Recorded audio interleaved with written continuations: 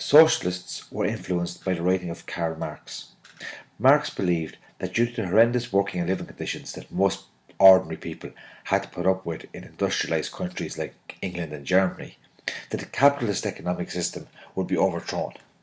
Marx argued that the workers of the world would unite to overthrow their bosses. He believed that the state, in other words the government, should control the means of production. This means that instead of private people owning businesses such as banks or factories or farms and running them to make a profit, the government should run them for the benefit of everybody in society. While not all socialists wanted to go as far as Marx, they were determined to improve the living and working conditions of the poor.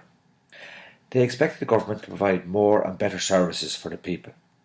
They believed the government should seek to raise the living standards of the poor by taking more tax from the wealthy.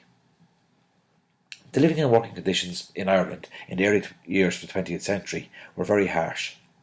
Wages were low and a lot of work was casual, meaning that it was day to day. There was no contracts, no holiday pay, no sick pay, or no pensions.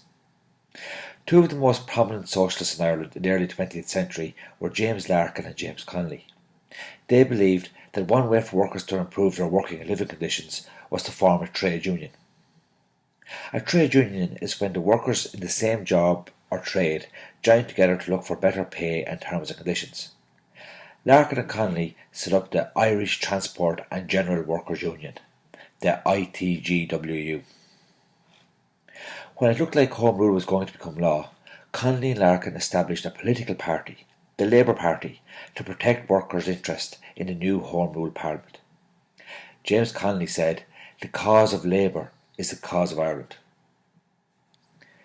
The Catholic Church opposition to socialism meant that many Irish people were suspicious of socialism. The Labour Party received most of its support from the poor urban areas.